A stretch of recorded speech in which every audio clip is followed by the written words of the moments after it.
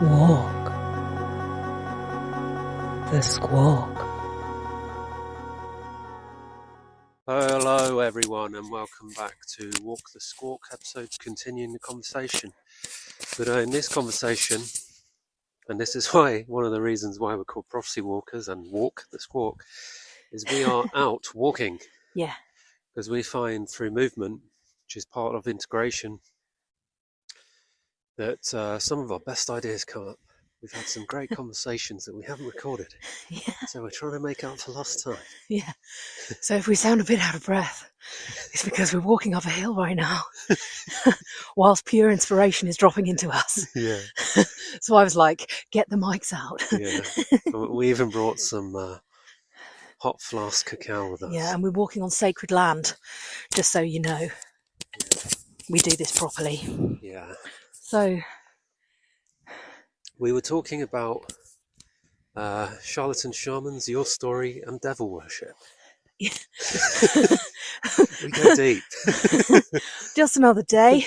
That's what we were talking about in the car on the way here. Yeah. We were talking about what I was interested in, and which is why I said get the mics out, is you were saying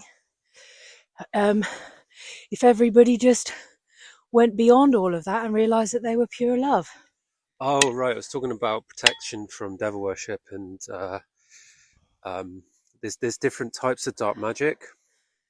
So I'm going to do podcasts on this on my He Lives podcast, which is about animal wisdom and how each animal mirrors the gifts and the healing that we need in our lives.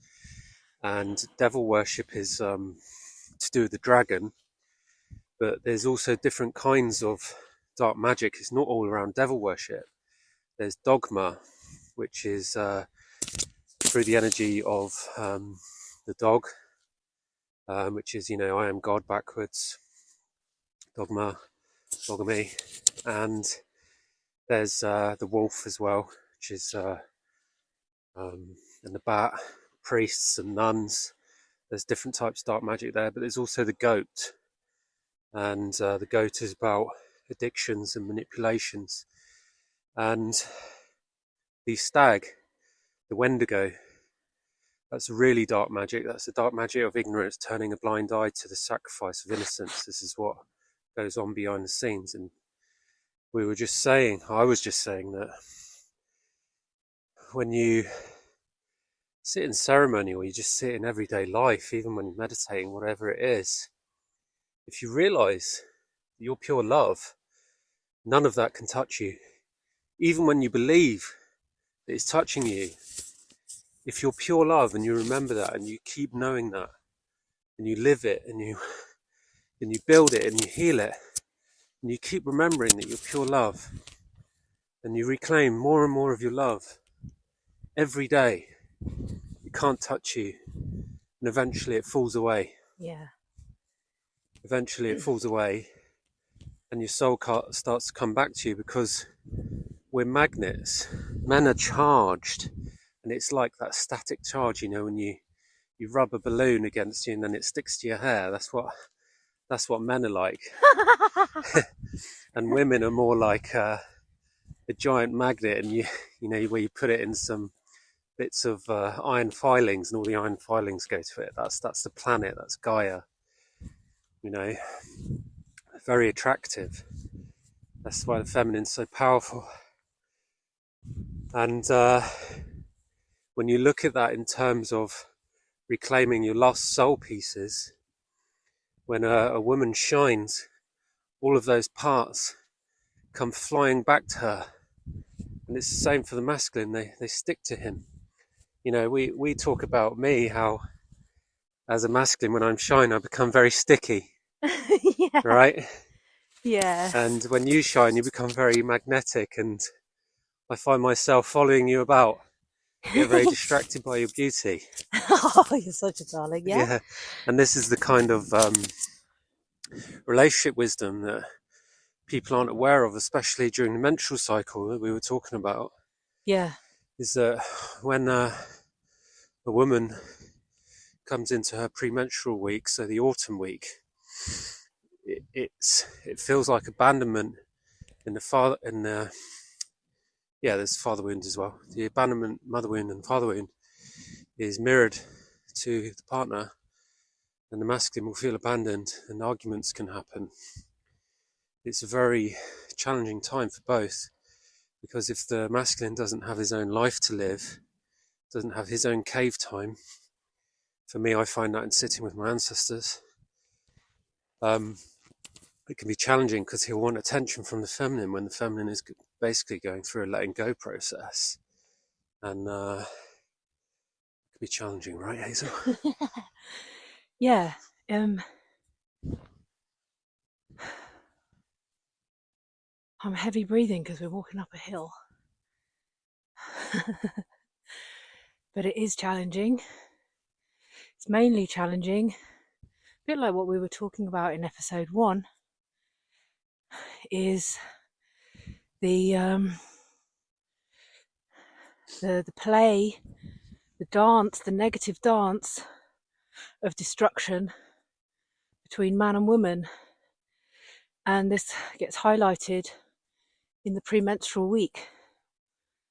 And you can say, well, in a lifetime of a woman, it also gets highlighted in her, what they call perimenopause, which I don't necessarily believe in, but that's a whole new topic that we will have to open up. But it's the same thing there. It's all it is a shift in energy of evolution. And when the man has an unhealed mother wound, that 5 days before, when you shift from your summer week into your autumn week, the man feels it, and it triggers that rejection wound of the unhealed mother wound. And so what this plays out in everyday relationships is, oh my God, you're like in your premenstrual week again. Oh, whatever, you know. You don't want to have sex with me. What's wrong? Yeah. And it's like, oh my God, you're having your period again. And this is all that's happening. Why are you so miserable? Yeah. And again, it's this play of energy, that this dependent energy from the masculine, who has not healed his mother wound, which essentially is craving and suckling for that energy that of the mother. Nurturance, yeah. It's the healing of self-nurturance. Yeah. Self-love. Gets triggered around that time. Yeah. And so this is why initiation, self-initiation, is so incredibly powerful to learn how to do this. And like you're saying, you know, we've actually just been through a month of initiation, haven't we, this February? Let's talk about the antidote to this that we're talking about, the entanglement, right? Yeah. Is I run out of breath as well. So we went through this in November, right, where we had this really good month of honouring your menstrual cycle. Yeah. And the way it came about was I had given myself enough work to do to keep myself centered and happy in my own alignment of purpose. And whenever I came to Hazel's energy, I said, instead of saying, why aren't you doing this? Why aren't you doing that? Which was the narcissistic energy that I hadn't healed at the time. Instead of doing that, I would come in and saying, I love you. How are you doing? I think you're doing great. Keep it up. Keep up the hard work. You're doing great. Just keep letting go. I love you. Don't worry about me. I'm doing great. And that went really well, right? Yeah. And that brought you into your joy and your leadership because you felt safe. Yeah. And this is what women need in order to grow, because at this stage, the most important stage in a woman's month, they can quantum leap in their healing because they work differently to men. Men can let go very quickly of certain things through catharsis acknowledgement. I call this the very powerful wizardry power that I use. It's called, I call it cathartic acknowledgement. It's a process of divine purification, and it's very difficult for a feminine to do. It's a very advanced form of healing that I can do, that I've been trying to share with Hazel. But I realised that I was trying to force it upon her because the feminine has her own way of healing through her menstrual cycle, where every month, whatever no longer serves, it falls off like leaves off a tree, dies. It goes through a refertilization process through death of, the leaves going into the soil and going back up into the tree, and then she blooms again. But because it happens in such a slow process and it happens every month, it triggers that energetic healing in the masculine. And if he hasn't healed that, there's a constant toing and froing, a ping pong, an entanglement. And I speak about this on my Stag podcast in the Unlocked Wisdom at the end. Through my subscription, I talk about how the feminine has her own masculine guide within her, but because it's a smaller part of her, it's not as strong as the masculine who she's in partnership with. It can easily be overridden. And so that masculine part will have a divine guider, the stag. And if that stag is manipulated or coerced, it can take on the divine misleadership of the overpowering masculine in her life, which is what happened in our case. Mm-hmm. Whereas Hazel was perfectly guiding herself with her own divine masculine, and I come along and said, no, it's this way. And I misled us into hell, Yeah. basically. And I had to get us out, and it required a lot of healing. And we took that journey. It's part as of part of our soul path. The soul healing journey. Yeah. Of when you come into partnership with your divine counterpart. It's not known that you do all your healing work and you get to a certain stage, and then when you meet your divine counterpart, you have to do all that work again, but together. And this is part of this, learning how to lead each other to the next level. Through leading yourself. Yeah, through leading yourself, and not choosing for separation. And this is the key, because when these energies of separation come up, such like in the menstrual cycle, it super triggers what is not seen of in the masculine. And there's many different ways in which that can come out. It could also, it triggers depending on where the major toxic lines rest within the woman, in terms of whether, what masculine or feminine toxicity and imbalances within the woman that comes out. I can sense you find this topic difficult to talk about. So let me finish what I was going to say, because I hadn't finished. And I find that this is quite a triggering conversation, especially for women who've misguided themselves or been misled by men. And this is what I'm talking about. It links back to what I said at the beginning about dark magic.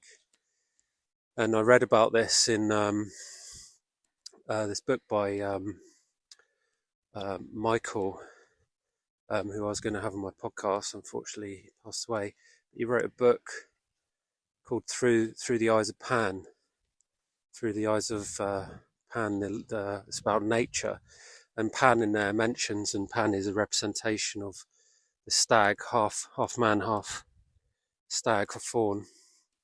He's the representation of man's true nature. And his connection with Lilith, which is the dark part of the deep feminine, and it's about merging these two through our own inner guidance.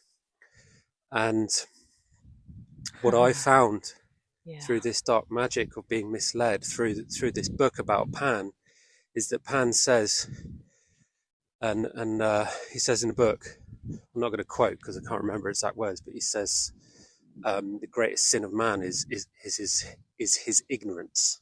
Yeah. And one of the shadows of the stag is turning a blind eye. You know, the joke, what do you call a deer with no eyes? I've no idea. What do you call a deer with no eyes and no legs? I've still no idea, right? And it's about the stag not standing for love, closing his eyes and not moving because he's petrified. He's petrified that he's going to be killed, right?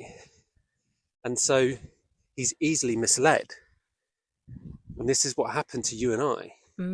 Become petrified of our own gifts, of our own power, of taking responsibility for our own path, our own divine, holy path, as holy, sovereign, divine beings, that we mislead ourselves into this dark, hideous magic that keeps us stagnant and stops us from growing and taking advantage and manipulation of each other to stop our dreams from coming true.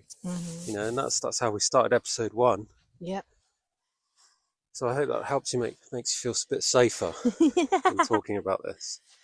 Yeah, thank you. Gosh, every time we're just opening up our podcast now, I'm realizing, whoa, it's so rich, our journey. We just have to keep talking into it, because I hear you talking about the stag, and there's just so much to be said around that, and the misguidance, and, you know, also about when men are coming to their spiritual journey, you know, this whole, oh yeah, I'm the reclamation, I'm the stag, I'm these powerful animals. Well, it's normally the wolf or the panther, which you could the talk wolf about. Or the panther or the stag, yeah. And actually going through this purification with you and coming to this deep humility of understanding what these pure energies mean, rather than just claiming it just because you're a man on his journey. And I think just because your ego says so. Yeah. Yeah. Oh, that cacao's good.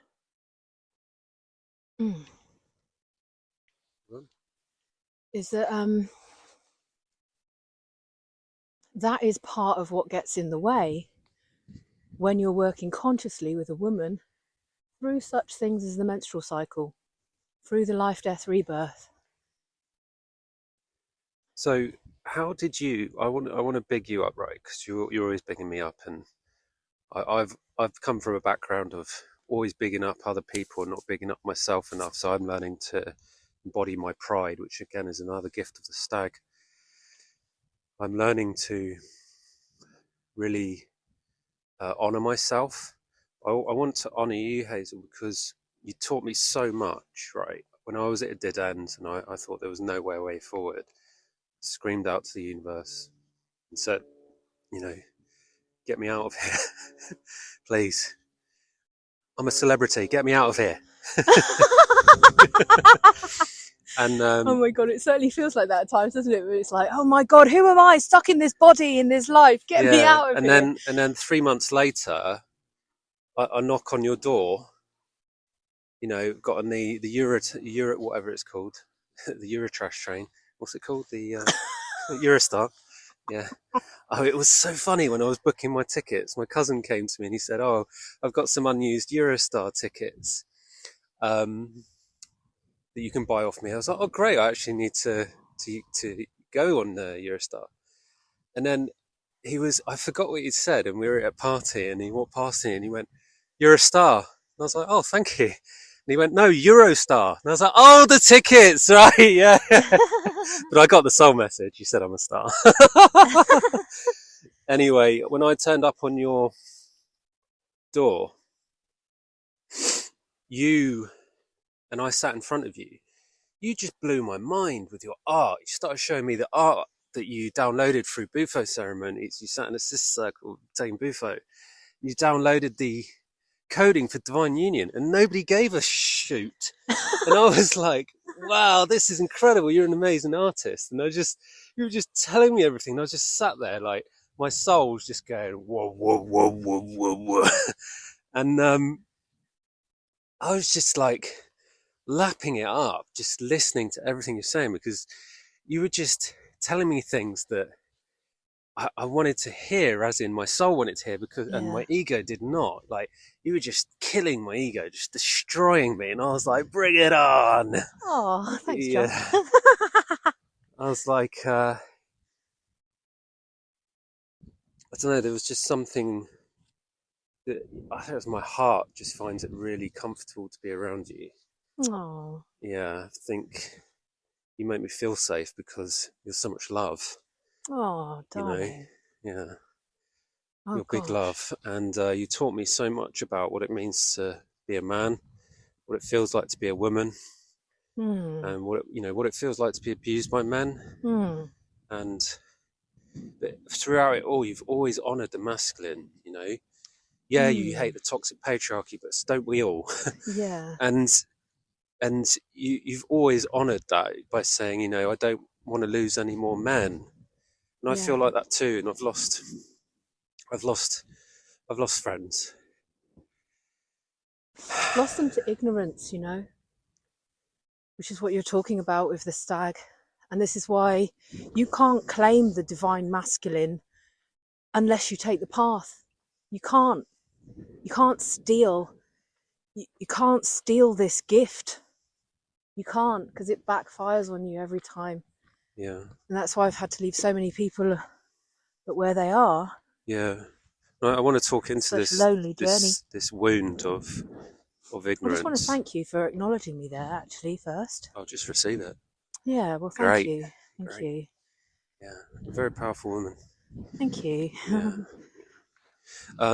Well, I actually have something to say. So hold that thought. Sure. Right. Yeah. Because I want to weave sense here into this conversation. Is that part of that love, that soul acknowledgement that we feel between us? That light in itself triggers the things such as the menstrual cycle that we were talking about before, triggers all of that, let's say, negative coding from whatever away. Our love has triggered all of that darkness within us. Yeah.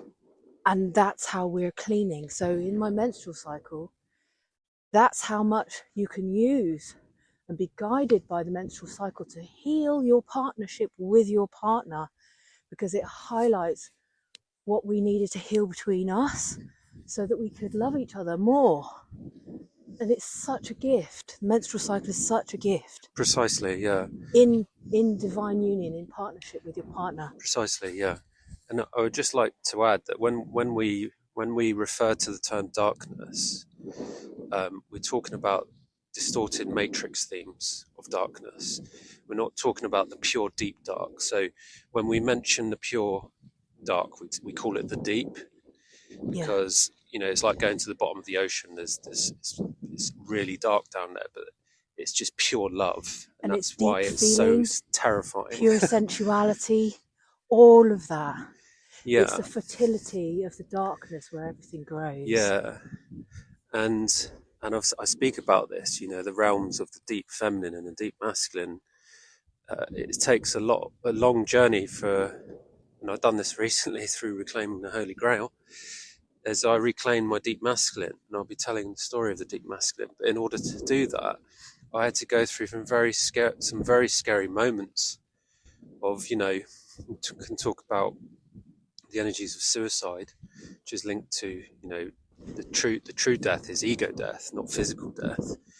But a man can't go as deep as a woman until he's done a purification of fire and water, cleaning himself through the feminine waters. Very clear in our journey. Yeah, it's very dangerous for a man to go deep. Yeah, and I'll show you what happens. And for a woman to go high. Yeah, when a man goes deep and is not purified, and this is where you get sexual distortions and problems, particularly in certain areas of so-called conscious development areas, let's say, that are related to sexuality. Well, like Tantra and all that. Is that distortion gets hooked on to that deep sensual energy, and then it comes out in all sorts of distorted ways of relating sexually together. Yeah, and it's one of my favourite topics, talking about distortions, because when we highlight all the different distortions, we can see, linked to our previous conversation, episode 1, we can see how it all links to the distorted family tree of narcissism. Because what we haven't delved deeper into, which I'm going to do right now, is this defined energy of what narcissism is and what ignorance is. Because Hazel said something earlier which could be misjudged, is that we lose men due to ignorance, right? And so if you link that to suicide, that could sound quite rude, but it's what she's trying to say, what I'm trying to say, is that ignorance, all ignorance is turning a blind eye to love. So when you turn a blind eye to your own heart, then you will be led towards death. And that's the danger of ignorance. That's the danger of being misled by the darkness. Yeah. And what does that come as? That death results in, for example, on a very simple level, you finishing your relationship because you can't face the truth. Right, yeah, that's another form of suicide, killing your relationship. Yeah, exactly. Severance. Yeah. And we've been watching Severance and decoding it, the innies and outies. If you're into this kind of stuff, I highly suggest you get the decoding, the hidden codes from watching Severance, on how they teach you how your inner child, your innocence, is severed from the outside, so you can't show who you truly are. It's incredible. Yeah. Anyway, back to narcissism. Narcissism is a toxic shame avoidance system. And when you know that, when you realize that and realize what that means in your soul and in your body and your mind, in your heart, you realize that everything that is not love is just avoidance of shame, which means everything that is not love is a narcissistic behavior. So narcissism is the poster child for the matrix. You could talk about any form of disease, any form of bad behavior, poor behavior, or any form of something in society that we don't like on a collective level, like politics, which breeds separation. Everything is linked to narcissistic behavior. And when you know that, you realize that the whole world, all of society, is upside down, back to front, inside out. That's how they did it, to confuse us from seeing the truth of who we are, where we live, and what our purpose is. Because when everything is inside out, upside down, back to front, you can't make head nor tail, and you become confused about who you are and what the truth is. And so in order to get to the bottom, you have to go, in order to get to the top of life, you have to go in the opposite direction, which is what we did in 2020. And everyone was kicking off about COVID. We went inside. Can't go to the shops. Like, yeah. Excuse me? Yeah. And watching the news and all this, right? And I fell for that for about 2 weeks. I came back into the midst of it when I came back from Peru, right? But what we did is we went in, when I met you, we spoke every day for at least, get this, at least 8 hours, right? And I had a job at the same time, right? A banking job in London. Yeah. But luckily I got to work from home, right? Yeah. And I was pretty good at my job, so I managed to balance. But I look so forward every day to talking to you. Yeah. And we did that for 1,000 days straight. And we're over 1,500 days now. Yeah. Right. I made you a card, didn't I? Yeah. You're such a darling. Yeah. And the divine timing of our meeting. But we would speak, sometimes we would speak for over 12 hours. Yeah. Just totally. decoding each other and exposing everything we were going through. We go through the Akashic. We go through injuries we were having, the way people were treating us that day, the way society was treating us. We just went so deep and just pulled it all apart. And we saw that through my exposure of my own narcissism and linking it to Hazel's narcissistic abuse, we were able to mirror the abusive nature of receiving and giving through our own healing and our own interactions of people in life and our own interaction with each other, through friendship, that everything can be healed through acknowledging our deep-rooted shame. Yeah. Put that in your toolkit.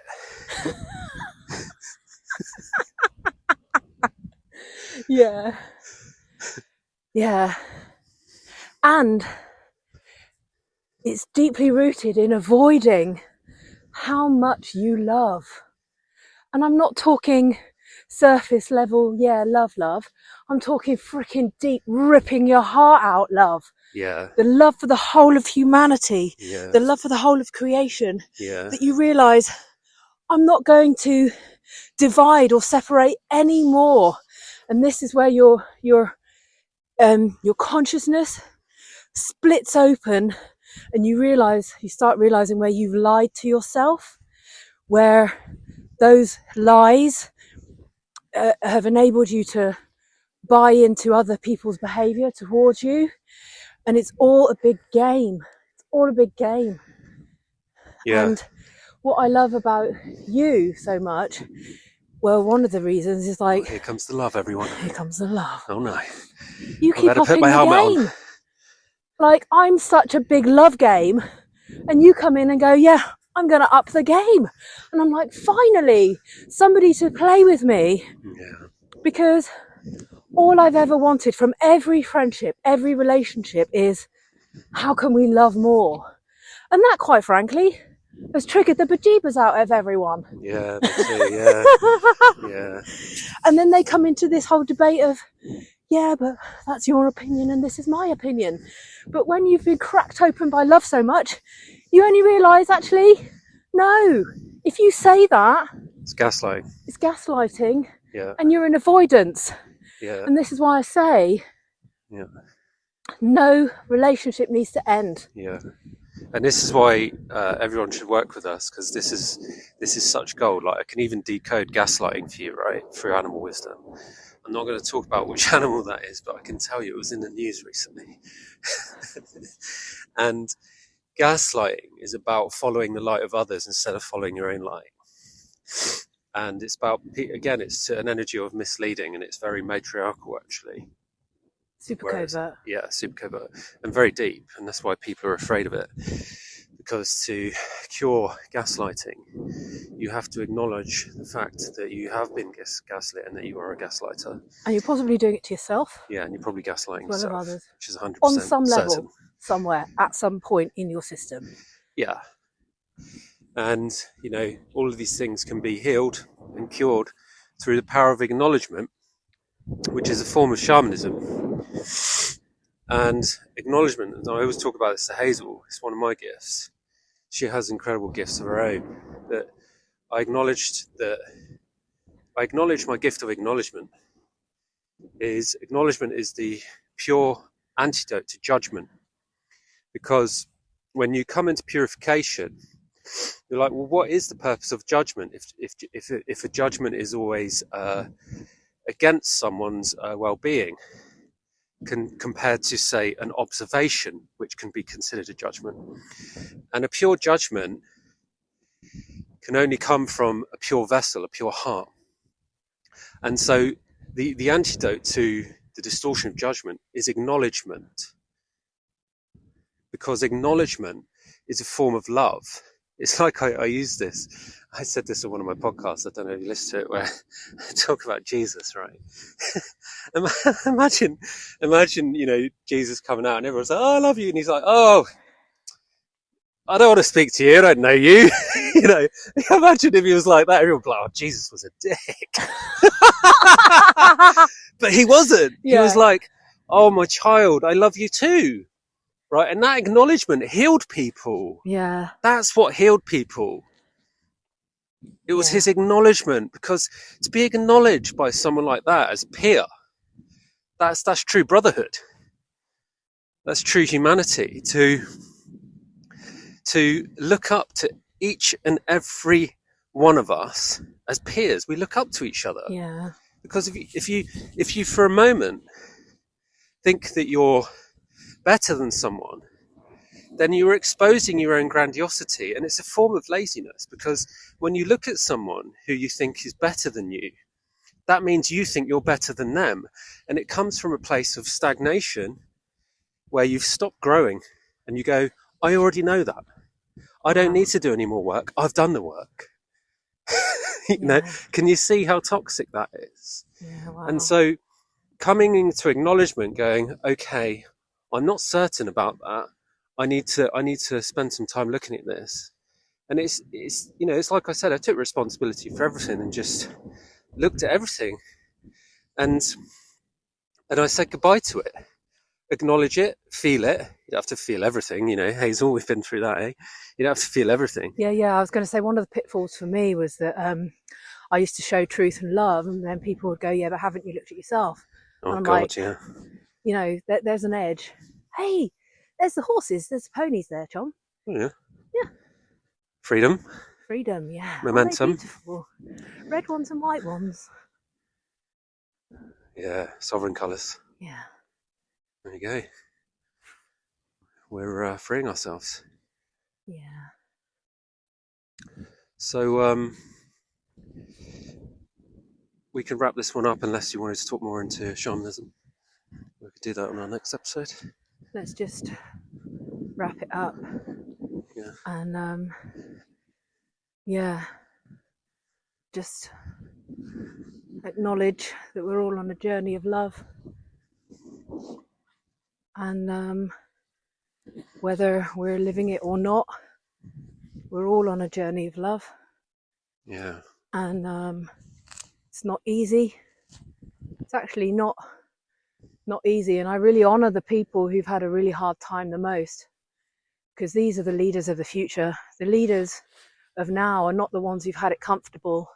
Yeah. Riding on pockets of knowledge, claiming that they know it or that they have any authority because of that. I've witnessed that the true leaders who are rising are the ones who have been through these portals of difficulty, and who have kept love close to them, close to themselves. It's the ones that find it difficult to turn up and show themselves, not the ones who revel in it. Yeah. And there's going to be a really big shift in this vibration of leadership happening, because, well, it's starting to reveal itself already, let's say. So I just want to say to anybody out there who's been through a lot, but still kept their heart really closely protected in a very beautiful way, knowing that there is another reality available. Yeah. You are the ones, you are the pioneers. We are them. Yeah. And you're not alone. You don't get this far without having gone through these initiations of challenge and suffering. Right and on. coming out. And this is why I work with you, my darling. Oh. This is why I work with a man, because I knew that when the time came for me to start talking about my journey, nobody would listen to me if I wasn't living divine union. I saw it. I saw the potential of it. I communed very deeply with spirit, and you came. And that's such a miracle. Postman. And yeah. I delivered myself. Yeah. Deliverance. And I knew then, just before I met you, I knew that I would not be taken seriously unless I rose, because you said earlier about me showing pictures in ceremony of my divine union coding. I knew that if I didn't fully commit to living it, I would be a phony. I would just be another person delivering knowledge. And I wasn't a preacher. I wasn't willing to settle for being somebody who lived by knowledge and mastering methods, because I knew that something else was available. Yeah. And that's what we've done. Walking the squawk is wisdom. Yeah. Wisdom is the integration of knowledge. Yeah. Yeah, so this is what walking the squawk's about. Yeah. So rise, brothers and sisters, rise. Rise. Rise. Rise. Solar leveling. Rise, Icarus, rise. All right, thanks for tuning in, everyone. Yeah, thanks for tuning in. I hope that this has been okay. We're really enjoying this. Really enjoying sharing our wisdom, getting a voice out there. We've been through a really difficult purification and creation process of bringing Walk the Squawk and Prophecy Walkers to life, as well as balancing our own channels and podcasts. And we've got so much to create, so much to give. It's been very challenging. I'll just say why it's been challenging, because people might think, oh, they've been going through a lot of their relationship difficulties. Well, yeah, we don't really function like that. No. We've been going through challenges on how do we We purify. started as friends. Yeah, So we had that friendship as our solid structure of our yeah, relationship. yeah, So anything that came up we knew wasn't ours, and we came yeah, straight back to love. So yeah, yeah, it was yeah. not like a normal relationship at all. No, not at all. Yeah. But we've been purifying how to deliver the third element, that co-creation of what our love is. And this is why Right. Prophecy Walkers has been challenging, because we've been Because it's in purifying service to humanity. the service. Yeah. Yeah. Purifying the service. There you go, everyone. Yeah. What a great thing to finish on. I think episode 3 is going to be incredible. I'm really happy that we've done this, and thank you for listening, everyone. Yeah. Have a splendid day. Ciao for now. Bye. Like, subscribe.